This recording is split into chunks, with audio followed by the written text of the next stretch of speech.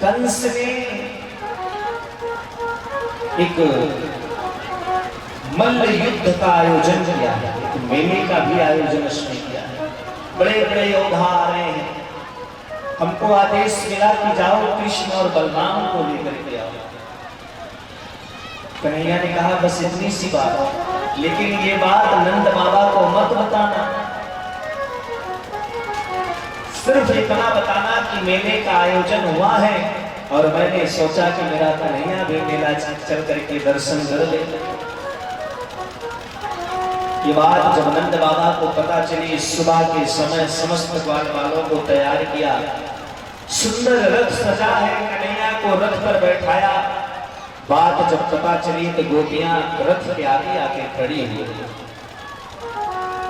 और कहती हैं कि हे अक्रूर, तेरा नाम केवल अक्रूर है लेकिन तू तो क्रूर है। आज एक प्रेमी को एक प्रेमिका का बिछोह करा रहा है। महाराज विचार करिए, जिसके प्रति इतना प्रेम हो कि जिसको देख करके खुशी मिल जाती है, वो जब आपकी आंखों से ओझल होता होगा तो ऐसा लगता है मानो जैसे शरीर से प्राण निकल गए हैं। गोपियां किसी से नहीं आज तक केवल कन्हैया से प्रेम किया, और प्रेम का मतलब जानते हैं?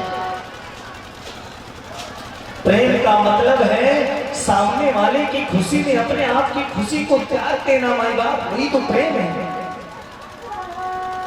सामने वाला अगर अपनी खुशी में खुश है तो कोई बात नहीं, सामने वाला तुम्हें छोड़कर खुश है तो कोई बात नहीं, कम से कम तुम्हें छोड़ करके उसे खुशी तो मिल रही है ना। और तुमने अगर प्रेम किया है तो उसकी खुशी के लिए तुम खुश रहो। क्यों? क्योंकि वो तुम्हें छोड़कर खुश है। यही प्रेम है। मैं राजी हूं उसी में जिसमें तेरी रजा है, तेरी मर्जी के आगे जाना कन्हैया मेरे लिए सजा है। कोई बात नहीं। गोपियां कहती हैं कन्हैया कि जाना है तो जाइए, पर मुड़ मुड़ कर ना देखिए। जाना चाहते हो तो चले जाओ, बड़ा कष्ट होता है, पीड़ा होती है। जा रहे हो तो जाओ, मैं साथ दे रही हूँ तुम्हारा, जाओ। क्यों? क्योंकि मैंने प्रेम किया है कन्हैया तुमसे। कि जाना है तो जाइए, पर मुड़ मुड़ कर ना देखिए। गोपियां कहती हैं कन्हैया एक जन्म नहीं, पूरी उम्र लगा देंगे, उम्र भर देखेंगे रास्ता लगाने के लिए। रास्ता लगाने के लिए,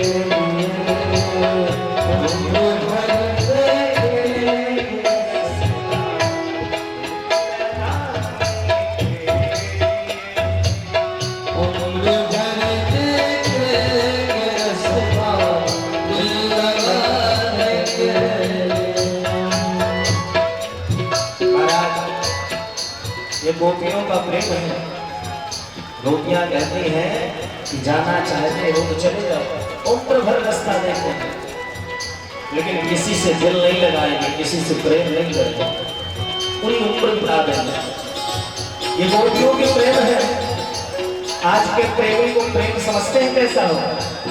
आज का प्रेमी कहता है, क्या कहता है उमेश जी, क्या कहता है आज का प्रेमी?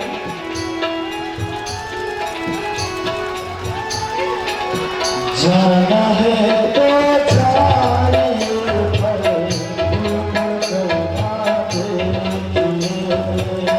जाना है तो जाइए, लौट कर आवे। गोपियां कहती हैं, उमेश जी, गोपियां कहती हैं कि जाओगे तो पूरी उम्र तुम्हें देखती रह जाऊंगी, लेकिन किसी से दिल नहीं लगाऊंगी। लेकिन आज के कलयुग के प्राणियों की बड़ी स्थिति विडंबनीय है महाराज। उनकी सोच क्या है सुनिएगा। गोपियों का भाव है, कहती है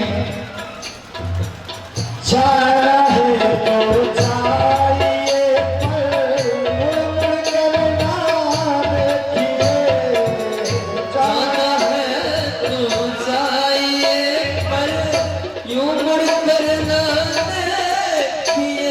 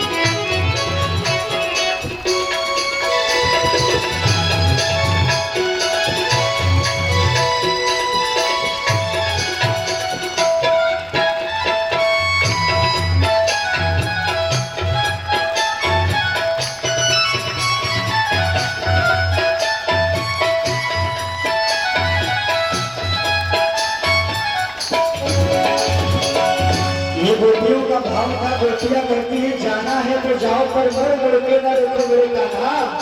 और हम संसार के प्रेमियों की तरह नहीं है, उम्र भर देखेंगे रास्ता दिल लगाने के लिए। लेकिन संसार का प्रेम क्या कहता है, जाना है तो जाइए पर मुड़ करना देखिए, जाना है तो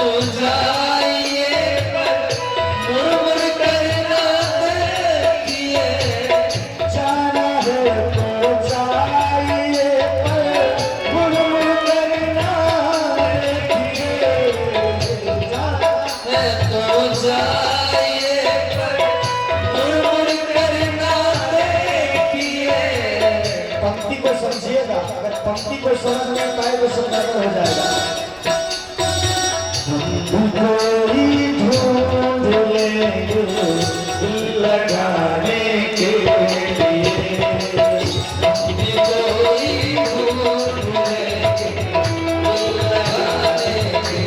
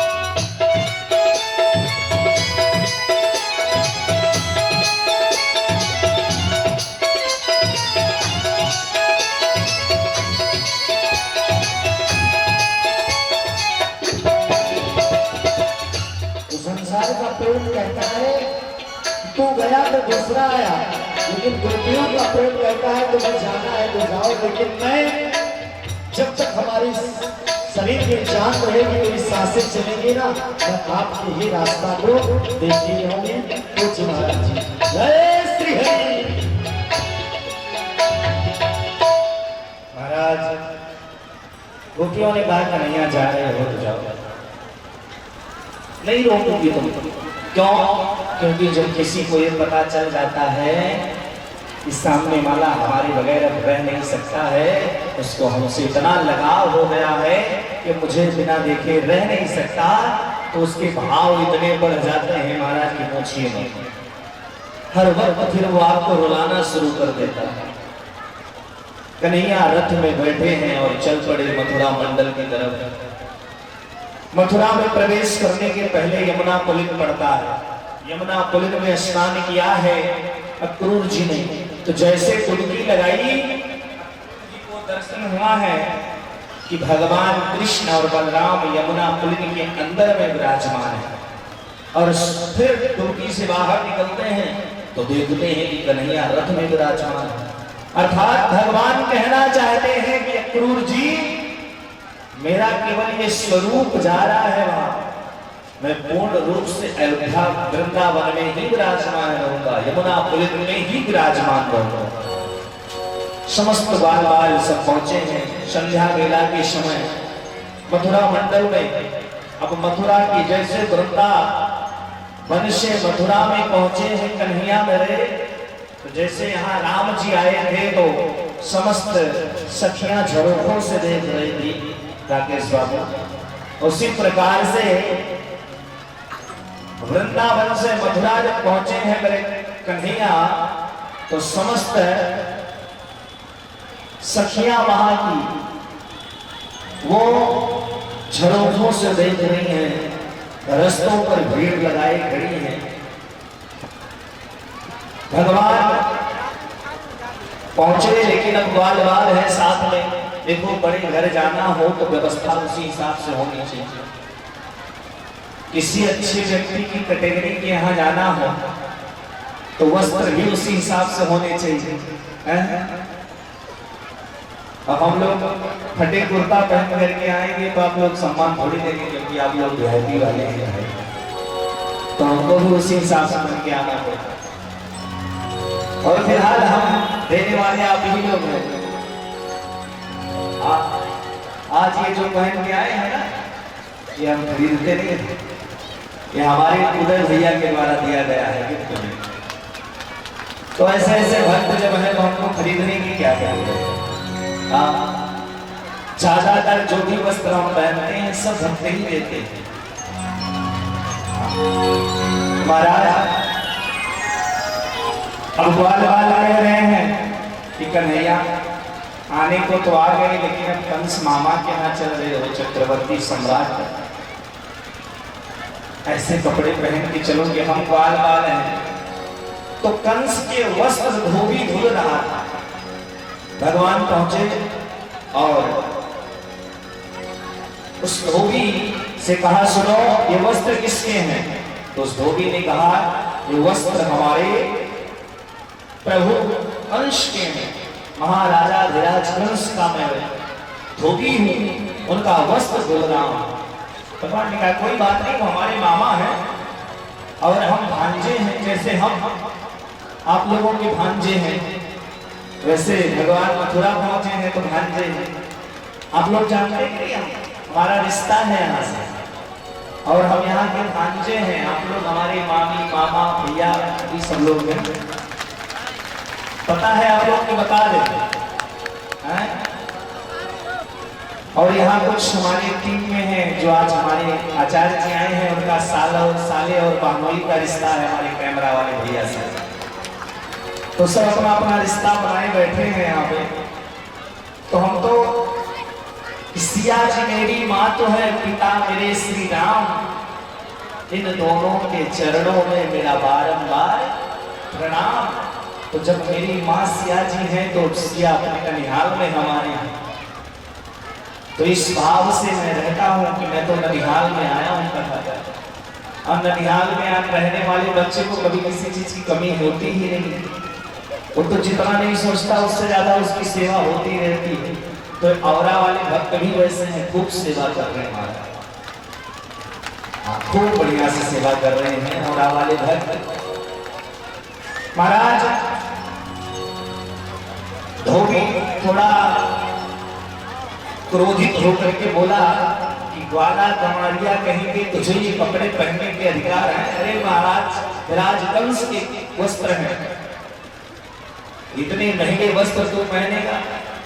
भगवान समझ गए कि इसका समय आ चुका है, और भगवान एक तमाचा खींच करके धोबी के गाल पर दिया, सो धोबी के प्राण पखेरु उड़ गए। बोलिए कृष्ण कन्हैया लाल।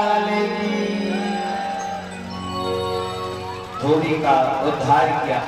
भगवान ने ग्वाल वालों से कहा जो वस्त्र पहनना हो पहन लो। अब वस्त्र तो पहन ली, लेकिन एक बड़ी दुविधा हो गई। क्या महाराज, अब छोटे छोटे ग्वाल वाल और कंस के वस्त्र, अब विचार करिए, दर्शन करिए, ऐसा लग रहा है कि मानो हैंगर पर टंगा हो। हाँ, आज के समय में माताएं जैसे वो विवाह के समय में पहले पहनती नहीं, एक कपड़ा कोई आता है पूरी सड़क बहारता हुआ चलता है। बोलो राधे राधे। कहते हैं कि फैशन के दौर में गारंटी की इच्छा ना करे, वही स्थिति समाज की हो चुकी है। माई बाप ग्वाल वालों ने कहा भैया वस्त्र तो मिल गए, लेकिन ये झाड़ू लगाते हुए चल रहे हैं। अब यही कुर्ता किसी छोटे बच्चे को पहना दिया जाए तो क्या होगा? थोड़ा आगे गए, दर्जी जी मिले जो कपड़े सिलते हैं। कन्हैया की स्थिति को देख लिए थे धोबी की क्या हाल हुई। तो दर्जी साहब ने कहा प्रभु आप कहिए कि इन वस्त्रों को फिटिंग कर दें। कन्हैया ने कहा बहुत सुंदर, वस्त्रों को फिटिंग करो। वस्त्रों को फिटिंग दिया, सबको ग्वाल वालों को पहनाया। सुखदेव जी महाराज कहते हैं परीक्षित महाराज विचार करिए, आज आप लोग भी देख ही रहे होंगे। दर्जी से भगवान ने कहा तुम्हें क्या दूं? दर्जी ने कहा प्रभु मुझे कुछ नहीं चाहिए, बस आपका आशीर्वाद। विचार किया कि कहीं एक तमाचा हमें भी लगेगा तो हमारा भी वो हो जाएगा। तो देख ही रहे होंगे दर्जी को भगवान ने आशीर्वाद दिया खूब फलो फूलो। तो आज दर्जी तो खूब फल फूल रहे हैं। 300 रुपए के कपड़े और 600 रुपए सिलाई दर्जी।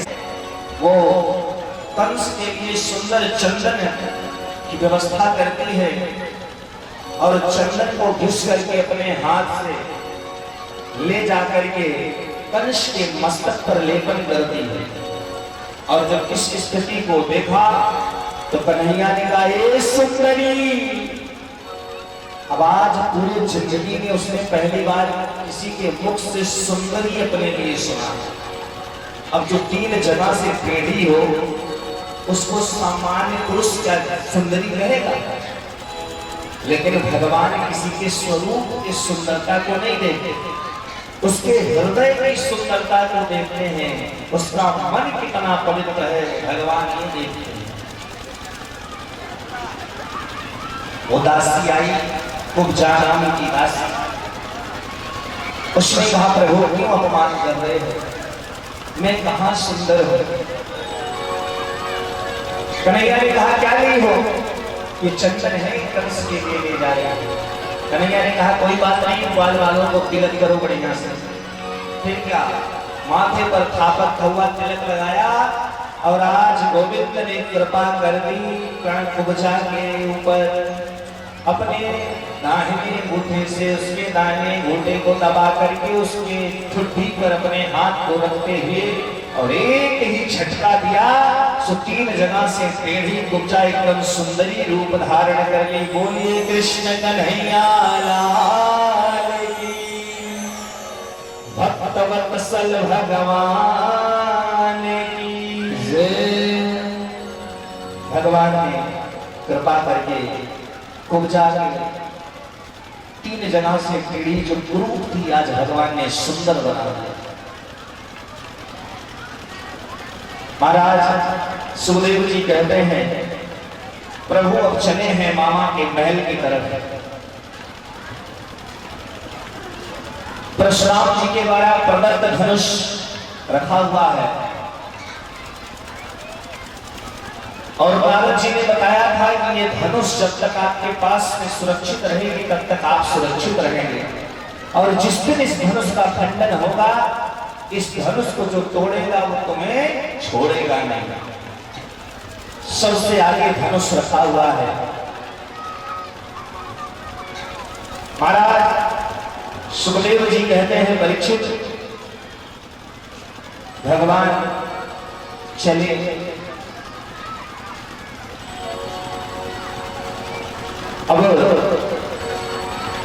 धनुष के पास में इतने सैनिक लगाए गए हैं कि इस धनुष को छूना बहुत दूर की बात है। लेकिन छोटे से कन्हैया अपनी माया को फैला करके सैनिकों से कहा, भैया मैं छोटा सा हूं, मैं क्या कर सकता, बस थोड़ा नजदीक से जाके देख लूं। सैनिकों की बुद्धि पर माया रूपी पर्दा पड़ा। बोले ठीक है, लेकिन देख करके तुरंत बाहर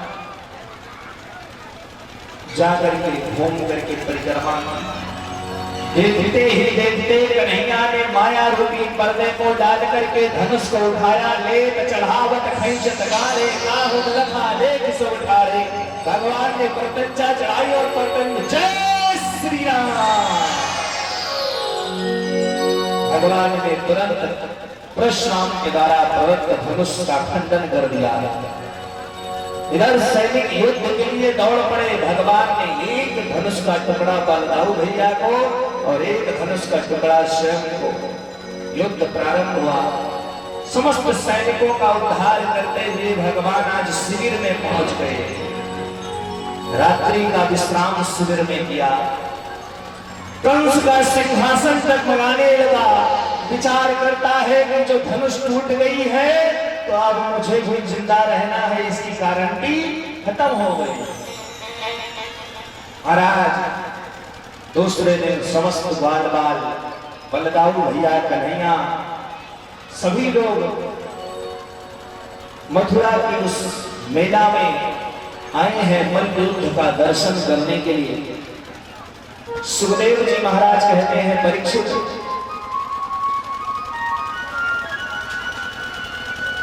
दर्शन करके भगवान आगे बढ़ने के लिए प्रयास करते हैं। आगे 10,000 हाथियों का बल है। ऐसा हाथी कुबलयापीठ नाम का हाथी खड़ा है।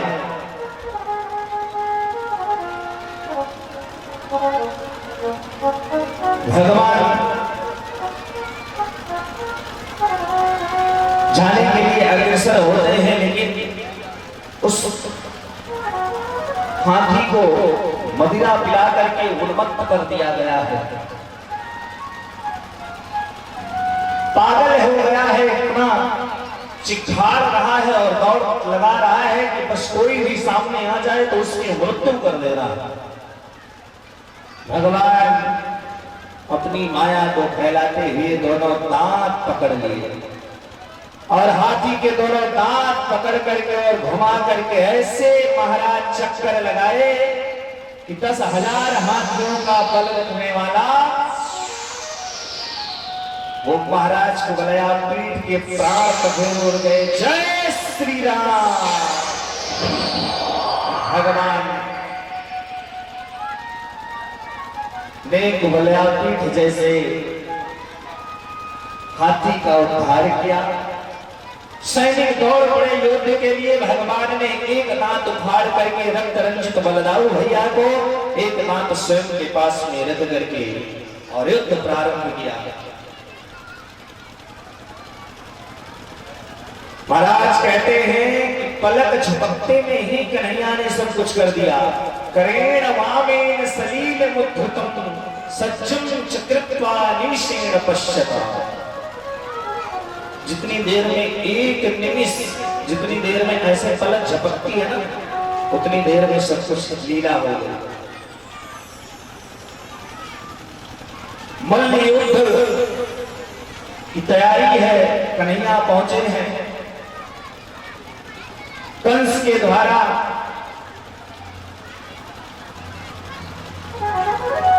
सल और कौशल को युद्ध में भेजा गया। भगवान ने सल का और बलदाऊ भैया ने कौशल का, दोनों का युद्ध करके संपन्न किया। मुष्टिकासुर और चाणूर को युद्ध में भेजा तो भगवान मुष्टिकासुर से युद्ध कर रहे हैं और चाणूर से दाऊ भैया 2-4 बार भगवान को प्रेरित किया युद्ध के लिए। भगवान ने दोनों हाथ से पकड़ करके मुष्टिकासुर को उठाया, उठा करके पटक करके और वक्षस्थल पर चढ़ करके एक मुष्टिका मुष्टिकासुर जैसे पापी का उद्धार किया भगवान ने। बोल मुष्टिकासुर मर्दन भगवान की, बलराऊ भैया की जय। सुखदेव जी महाराज कहते हैं परीक्षित, कंस एकदम उतावला हो, क्यों? क्योंकि कंस के पास कोई है ही नहीं। सिंहासन डोल रहा है, भगवान दौड़ लगाई और दौड़ लगा करके छलांग मार करके जा करके सिंहासन के दोनों बाजुओं पर खड़े होकर के कन्हैया आज कंस के बाल को पकड़ करके खींच करके सिंहासन से नीचे लाके पटक दिया और पटक करके वक्षस्थल पर चढ़ गए। आज भगवान कृष्ण कंस से कहना चाहते हैं, कंस वो दिन याद कर जिस दिन मेरी माँ को रथ में बैठाने के बाद में केस पकड़ करके खींच करके ला करके रथ से नीचे पटक दिया था, आज तेरी वही हाल कर रहा हूं। कंस तड़प तड़प करके मर रहा है। भगवान ने सारे बातों को याद दिला रहे हैं। कंस तो कितना दुराचारी है, अपने सम्मान के लिए तूने अपने पिता का अपमान करके कारागार में डाल दिया। देवकी उस देव को बंदी बना करके रखा, अपनी बहन देवकी को केस पकड़ करके तूने सबके सामने लज्जित किया। भगवान कंस के वक्षस्थल पर चढ़ करके और एक मुष्टिका जो बांध करके मारी महाराज, कंस का चिल्लाते हुए उसके प्राण पखेरु उड़ गए। बोल कंस मर्दन भगवान की। महाराज कंस का उद्धार हुआ। कंस के 8 भाई और थे, बारी बारी से भगवान और बलदाऊ भैया ने 8 भाइयों का उद्धार किया। सुखदेव जी कहते हैं परीक्षित,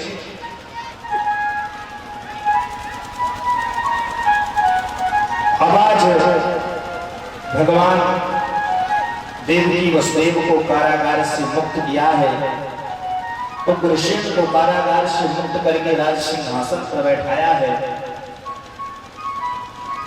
स्वयं आज मां देवकी के साथ में चल करके घर पर विराजमान हुए हैं।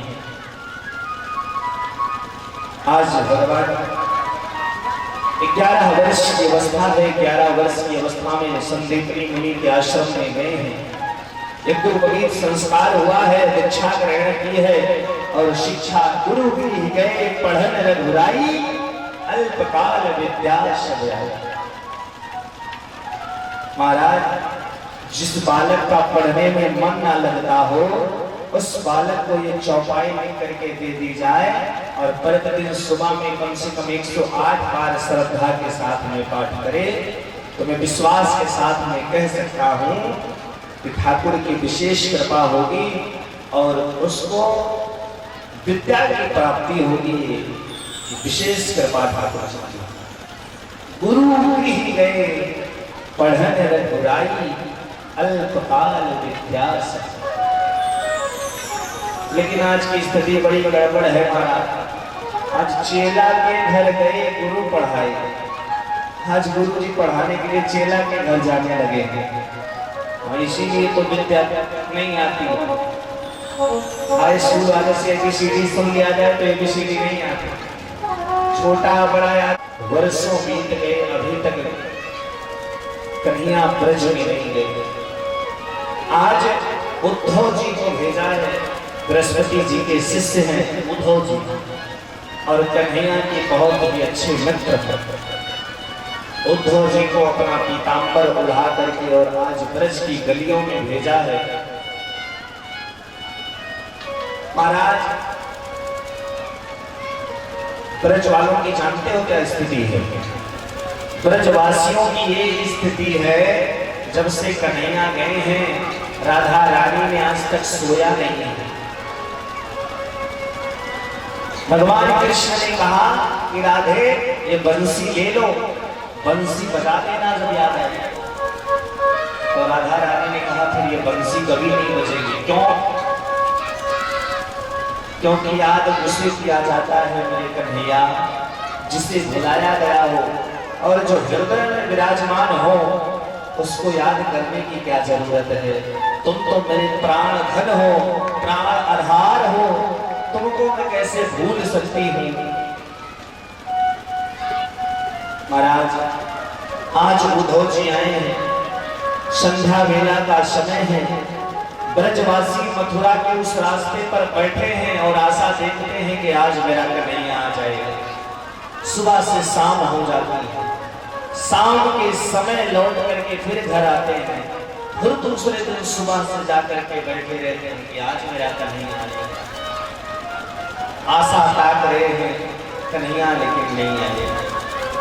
आज सुंदर रथ को देखा, पीतांबर को लहराते देखा तो दौड़ करके समस्त ग्वालवाल, समस्त गोपियां पास में जाकर के देखती हैं तो आज भी कन्हैया नहीं आए, आज भी कन्हैया का में आया है। उद्धव जी ने आकर के यशोदा मैया का दर्शन किया, नंद बाबा का दर्शन किया। वही उद्धव जी हैं जिन्होंने कहा कि मैं 2 घंटे में वापस आऊंगा। वही उद्धव जी 6 महीना लगा दिया। महाराज विचार करिए, कथा को सुन करके कथा का मनन करिए। गोपियों के अंदर ऐसा कौन सा प्रेम था मेरे कन्हैया के प्रति कि उद्धव को अपनी तरफ आकर्षित कर लिया, 6 महीने तक अपने पास में रहे। महाराज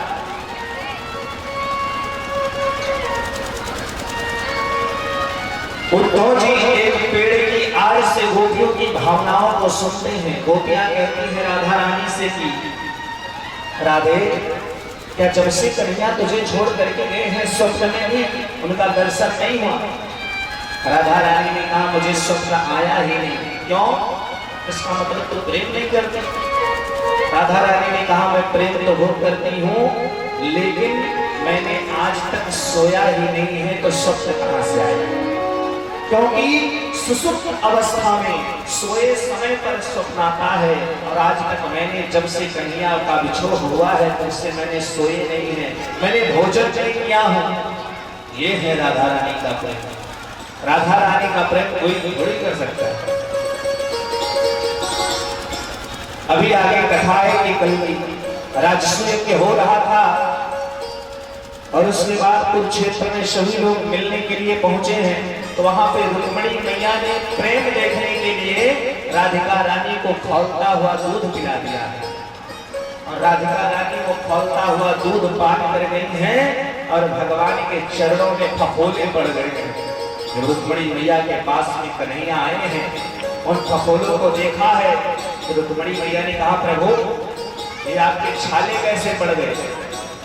भगवान ने कहा किसी भक्त ने रुक्मिणी मेरी राधिका रानी को खौलता हुआ उबलता हुआ दूध पान करा दिया और मेरी राधा रानी ने उसे पान कर लिया और उनके हृदय में मेरे चरणों का वास है, इसलिए उस चरण पर सारे दुख आकर के रुक गए और इन चरणों में फफोले पड़ गए। ये प्रेम है राधा रानी का। कोई कर सकता है इतना प्रेम? आज के समय में महाराज आपकी इच्छाओं की पूर्ति के लिए प्रेम होता है, दिल से प्रेम नहीं होता। आप स्वार्थवश प्रेम करते हैं सामने वाले से। और एक चीज को देखिएगा, जीवन में समझने की कोशिश करिएगा।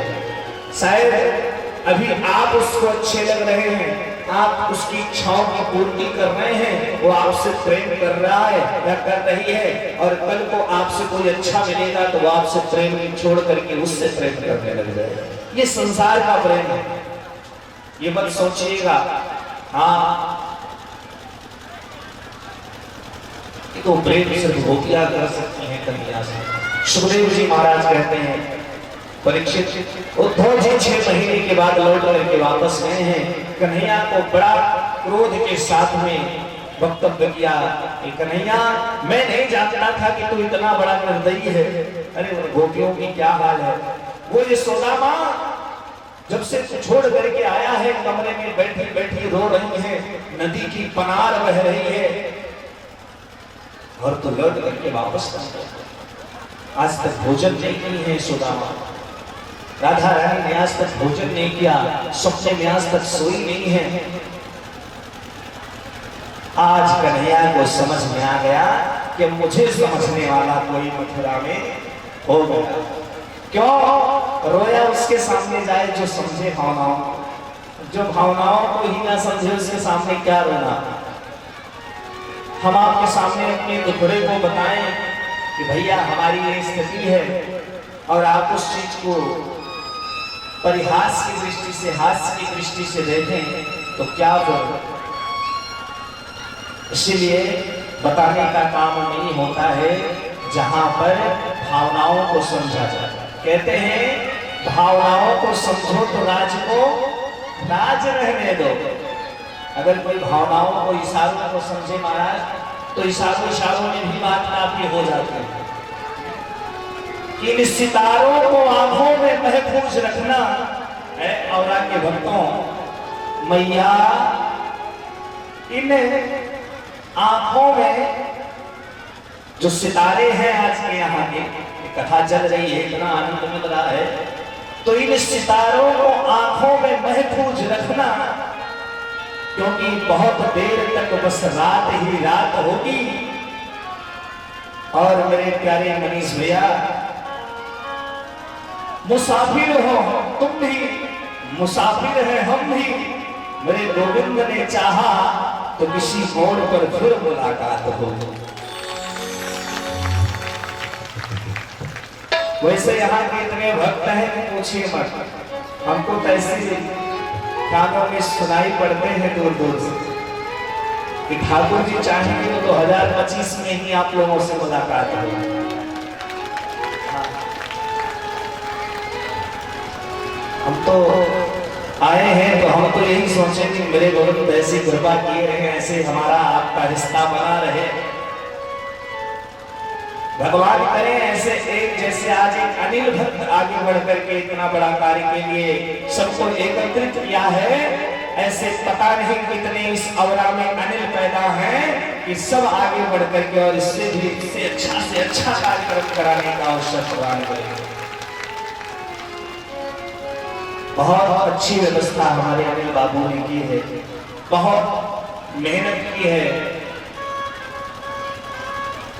ऐसे बेटे को आप लोग खूब, जो कंस की पत्नी है अस्थि और प्राप्ति उत्सव भी मनाना है लोगों को, विवाह महोत्सव आनंद लेना है समय के साथ में, क्योंकि हमारे श्रोता इतने हैं, कार्यकर्ता हमारे परेशान हो जाते हैं।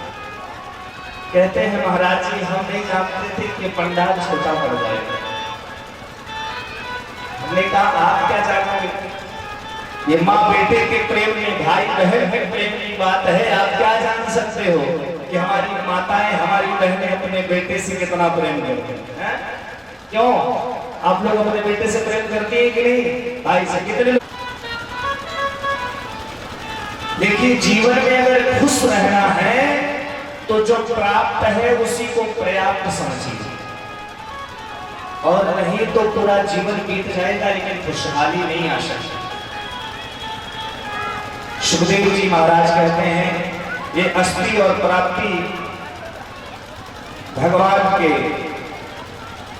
लिए सबसे पहले जाकर के जरासंध से संधि की है, और जरासंध को जोड़ करके उसके बाद में 23 क्षौणी सेना लेकर के 17 बार युद्ध किया है जरासंध ने भगवान द्वारिकाधीश से। 18वीं बार भगवान से युद्ध करने के पहले 1100 ब्राह्मणों को बैठा करके आया है।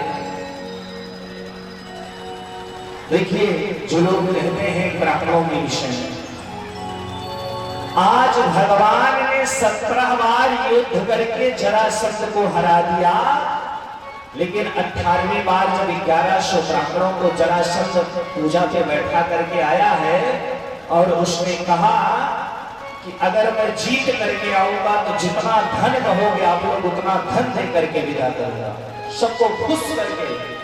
लेकिन अगर मैं हार करके आया तो जितने ब्राह्मण यहाँ पूजा में बैठे वो सबकी बलि दे दूंगा। ब्राह्मण देवता अब आ तो गए थे बुलाने पर, अब लेकिन महाराज भगवान से प्रार्थना ही कर रहे हैं कि प्रभु लाज आपके हाथ में है, एक कन्हैया बस इतनी कृपा बनाए रखिएगा कि इतनी कृपा सावरे बनाए, इतनी कृपा सावरे बनाए रखना, मरते दम तक सेवा में लगाए रखना, मरते दम तक सेवा में लगाए रखना, इतनी कृपा सावरे बनाए रखना, इतनी कृपा सावरे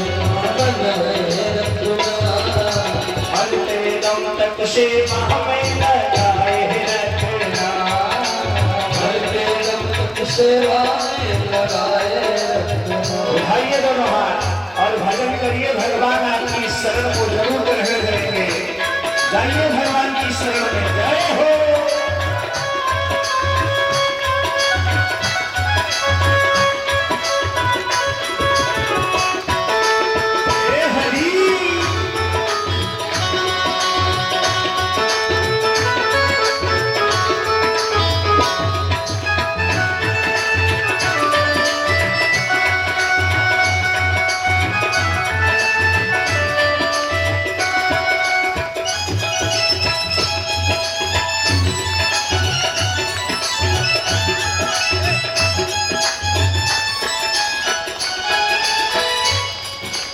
मैं तेरा तू मेरा कान्हा, तू राजी मेरा जी, तू राजी मेरा जी, तू राजी मेरा जी। तेरे नाम पे लिख दी मैंने इस जीवन की बाजी, इस जीवन की बाजी, इस जीवन की बाजी। राज तुम्हारे हाथ है, राज तुम्हारे हाथ है, राज तुम्हारे हाथ है, बचाए रखना, राज तुम्हारे हाथ है, बचाए रखना, मरते दम तक सेवा में लगाए रखना, मरते दम तक सेवा में लगाए रखना। जय हो। मीठी मीठी तालियों की सेवा।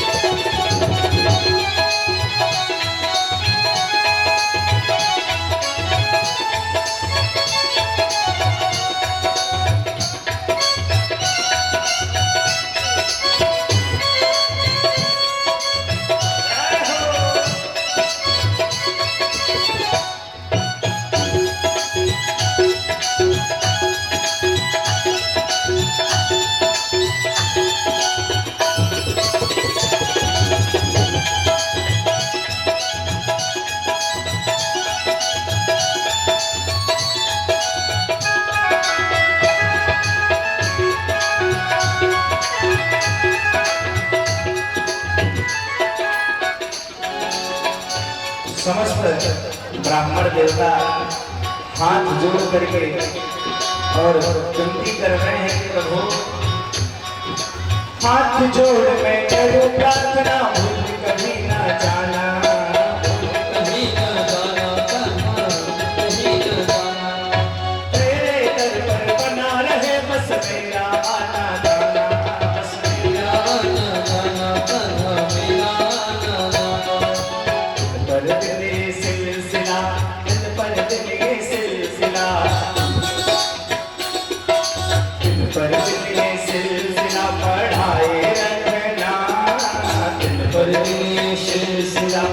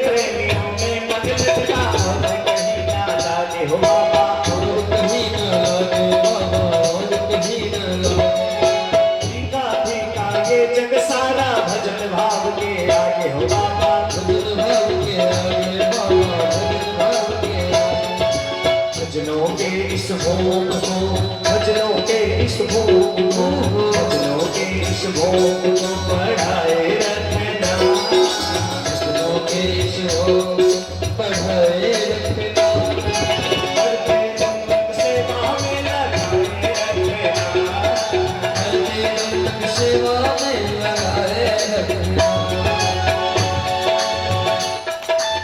उठाइए पूरे जय हो।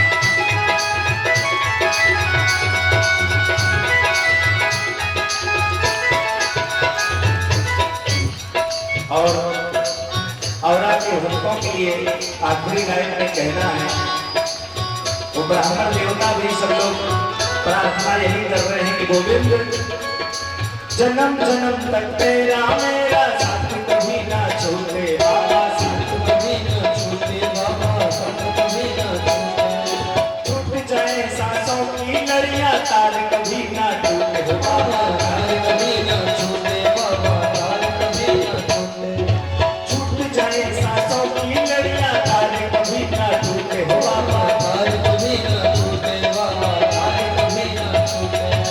और हे बोले गोविंद बस अब एक कृपा करिए, क्या गोदी में इस दास को, गोदी में इस दास को, गोदी में इस दास को बिठाए रखना, गोदी में इस दास को बिठाए रखना, मरते दम तक सेवा में लगाए रखना, मरते दम तक सेवा में लगाए रखना, इतनी कृपा सामने बनाए रखना, इतनी कृपा सामने बनाए रखना, मरते दम तक सेवा में लगाए रखना, मरते दम तक सेवा में लगाए रखना, मरते दम तक सेवा में लगाए रखना, मरते दम तक सेवा। और उनकी रक्षा करने के लिए भी मेरे संकल्प भी टूट जाए, मेरी प्रतिज्ञा टूट जाए तो मैं तोड़ सकता हूं। युद्ध में जो पितामह भीष्म ने संकल्प किया कि यदि मैं तुम्हें अस्त्र शस्त्र में उठवा दिया तो लाजो गंगा जननी शांतन सुत न कहलाऊं। आज अपने भगवान की प्रतिज्ञा, अपने भक्त की प्रतिज्ञा रखने के लिए भगवान ने अपना प्रतिज्ञा तोड़ करके और रथ का चक्र लेकर के, पहिया लेकर के दौड़ पड़े। तो भगवान कहते हैं कि अगर भक्त भाव से मेरे पास में आया है मेरी शरण में, तो मैं अपनी प्रतिज्ञा तोड़ सकता हूं, लेकिन भक्तों की प्रतिज्ञा कभी नहीं तोड़ता। आज भगवान रणभूमि को छोड़ करके विश्वकर्मा जी महाराज के द्वारा बनाई गई सुंदर सी नगरी द्वारिकापुरी में प्रवेश किया है। भगवान द्वारिकापुरी में प्रवेश किए। आज से भगवान का नाम पड़ गया है रणछोड़। क्यों? क्योंकि युद्ध में रण को छोड़ करके भागे, आज भगवान का नाम पड़ा रणछोड़। बोल रणछोड़ भगवान की। लेकिन भगवान समुद्र की टापू पर आकर के द्वारिकापुरी का निर्माण करवाया है, तो भगवान का एक नाम और पड़ा। क्या? आज से भगवान कन्हैया कृष्ण नहीं, आज से भगवान द्वारिकाधीश हो गए। बोल द्वारिकाधीश भगवान की। भगवान द्वारिकापुरी में विराजमान रहने लगे। इधर जरासंध को बड़ी खुशी हुई, लौट करके आया। टापू पर उसने आग लगवा दी। उसने सोचा कि मैंने आग लगवा दी है टापू पर, तो कृष्ण और बलराम दोनों जल करके भस्म हो गए। लेकिन वो तो टापू से छलांग लगा करके सीधा जा करके समुद्र के बीचों बीच टापू पर द्वारिकापुरी में प्रविष्ट हो गए। महाराज सुखदेव जी कहते हैं, परीक्षित बलदाऊ भैया का विवाह द्वारिकापुरी में विश्राम की तरफ है। विवाह संपन्न हुआ है, बड़े भाई का विवाह हो गया है बलराम जी का, लेकिन कन्हैया का विवाह नहीं है। अब विवाह जब उम्र हो जाए तो महाराज क्यों, उम्र होने के बाद तो सिर्फ समय गिने जाते हैं कि कितने दिन बचे, क्यों मरीज भी उदय जी के लिए हम नहीं बोल रहे भाई, ऐसा मत सोचिए। तो देखिए इस पे भी लोगों को बुरा लगता है, पता नहीं कैसी सोच है लोगों की। कोई कहता है कि उदय जी का नाम लेते हैं, भाई हम सबको जानेंगे तभी जब कोई हमारे पास आएगा। अब हम किसी का नाम अगर ले रहे हैं तो आप सोचिए कि क्या ऐसी गुणवत्ता उसमें है कि महाराज जी के मुख पे हमेशा उनका नाम आ रहा है। सुबह 7 बजे से लेकर रात 11 बजे तक में कम से कम 20 चक्कर लगाते हैं। महाराज जी किसी चीज की कमी तो नहीं है। महाराज जी कल की व्यवस्था में क्या करें, कल कैसे कार्यक्रम किया जाए और लोगों को आनंद हो।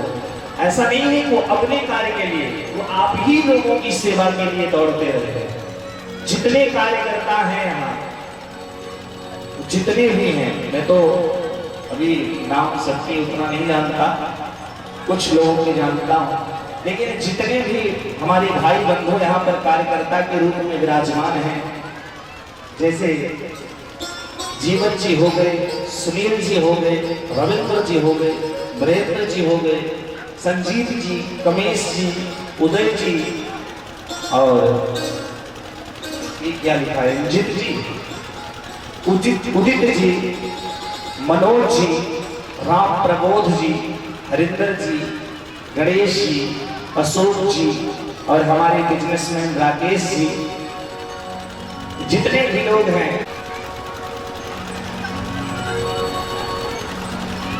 भगवान द्वारिकापुरी में विराजमान है। चलिए हम चलते हैं कुंदनपुर की पावन सी धरा पर मन से। ये वो कुंदनपुर की पावन सी धरा है जहां पर राजा भीष्मक जी विराजमान है। 5 पुत्र हैं इनके और 1 पुत्री।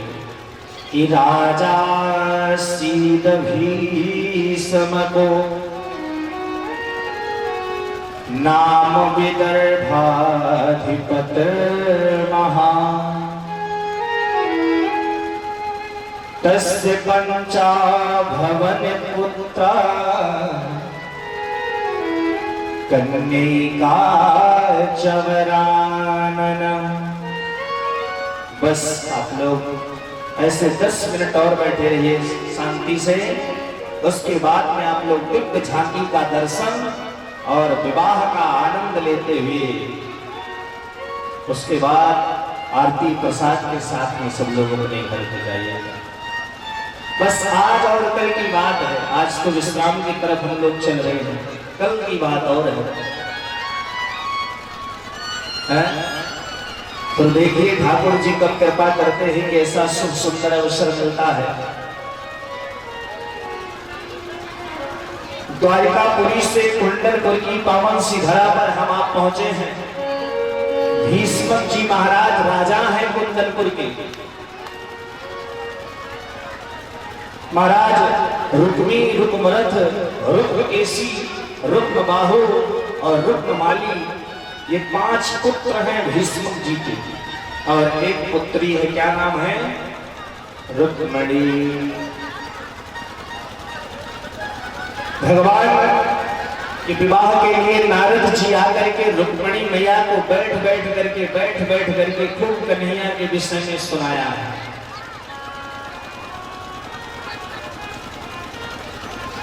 और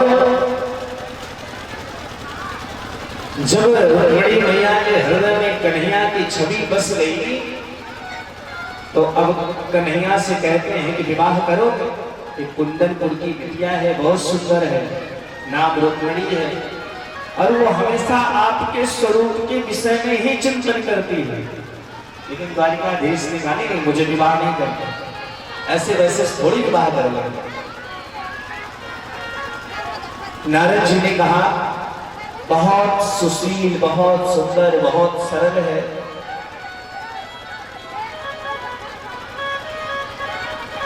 ऐसे ऐसे गुणों की खान को श्रवण कराया द्वारिकाधीश को कि अब कहीं न कहीं द्वारिकाधीश के हृदय में भी रुक्मिणी के प्रति प्रेम जागृत हो रहा है।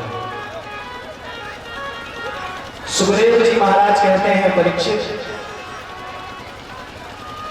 एक दिन भीष्मक जी अपने बड़े पुत्र रुक्मी से कहते हैं कि बिटिया बड़ी हो गई, अब बेटी का विवाह करना चाहिए, कोई सुंदर सा वर ढूंढिए। रुक्मी ने कहा पिताजी अब मैं बड़ा पुत्र हूं, आप चिंता मत करो, मैं एक सुंदर वर ढूंढ करके लाऊंगा, विवाह की तैयारी करिए। सुबह में निकला, जाकर के तम घोष नरेश शिशुपाल से अपनी बहन का विवाह तय कर दिया।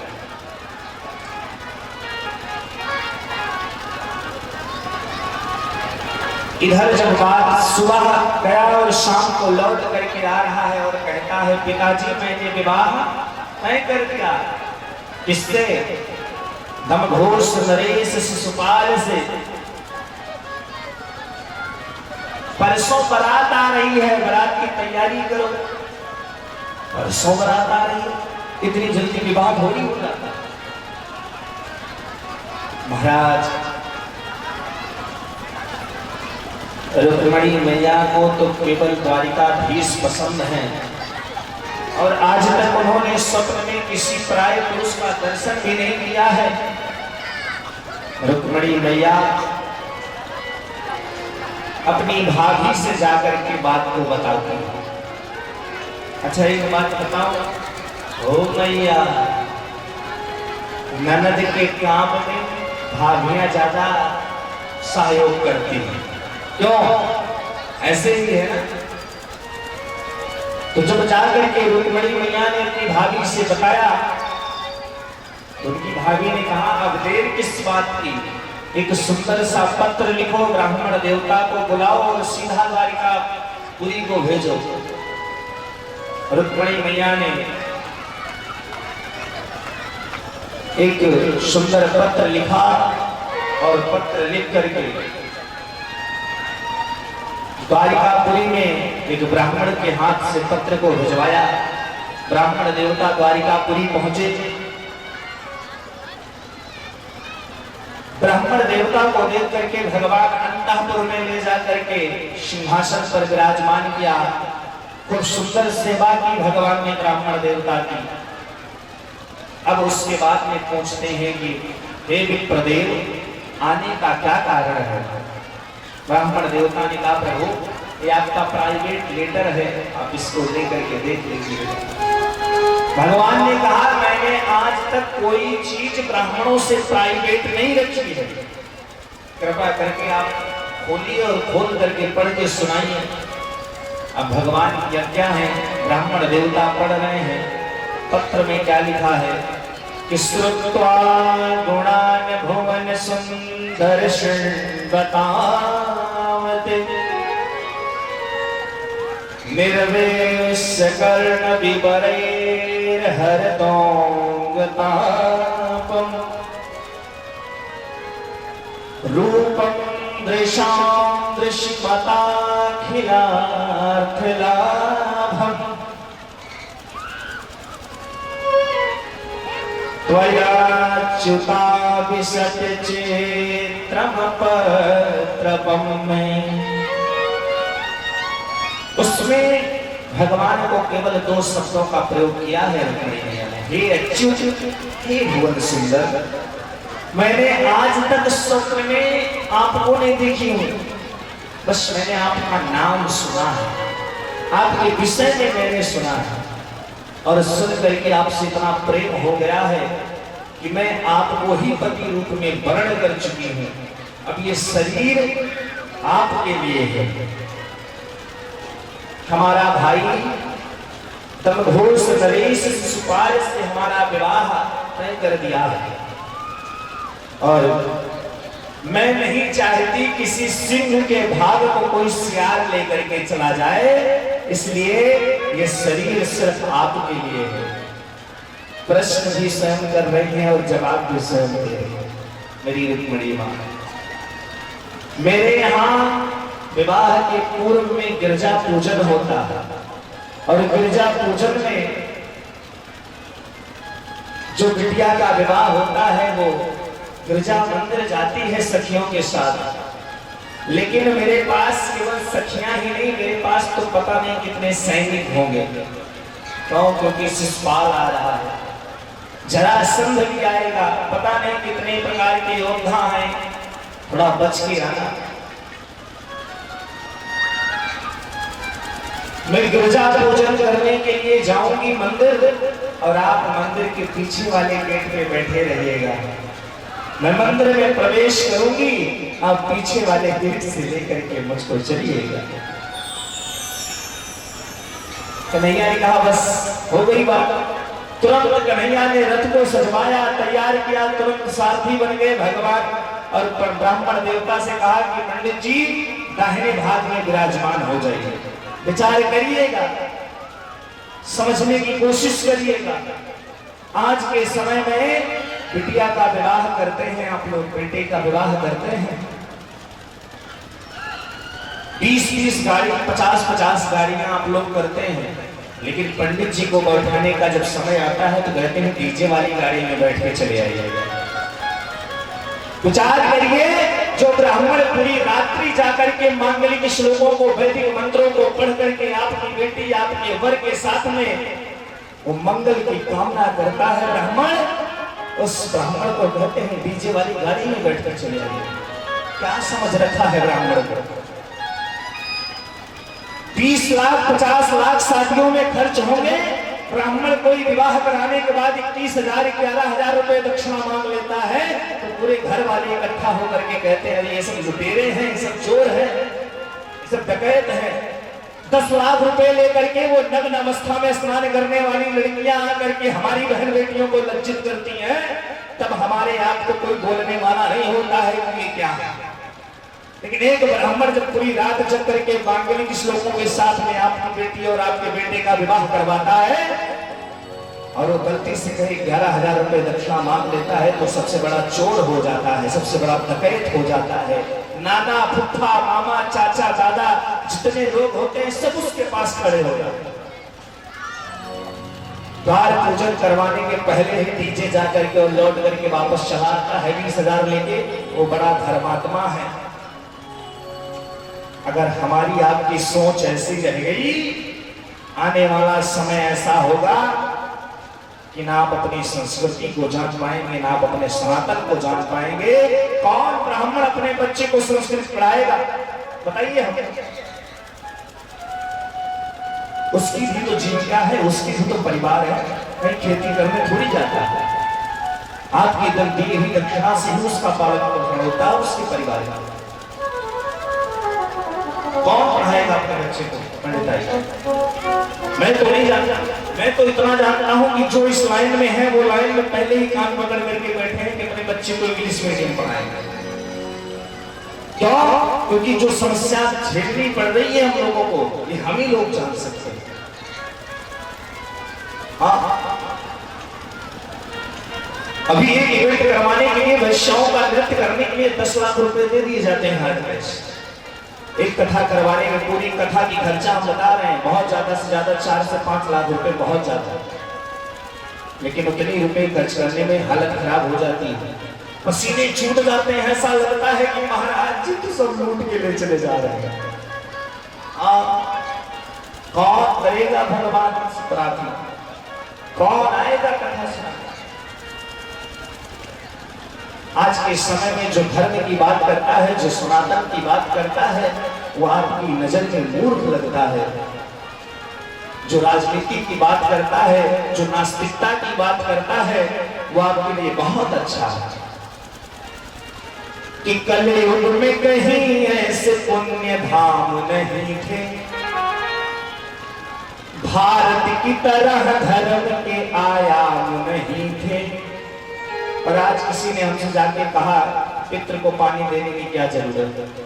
तो हो सकता है वो ये भी कह सकते हैं कि भगवान को धूप बत्ती दिखाने की क्या जरूरत है कि कलयुग में कहीं ऐसे पुण्य धाम कहाँ थे, भारत की तरह धर्म के आयाम कहाँ थे, रावण के खानदान के होंगे वो दोस्तों और जो कह रहे हैं कभी राम नहीं थे, जब पुण्य है तो कैसे कहें पाप नहीं थे, श्राप है तो कैसे कहें वरदान नहीं थे।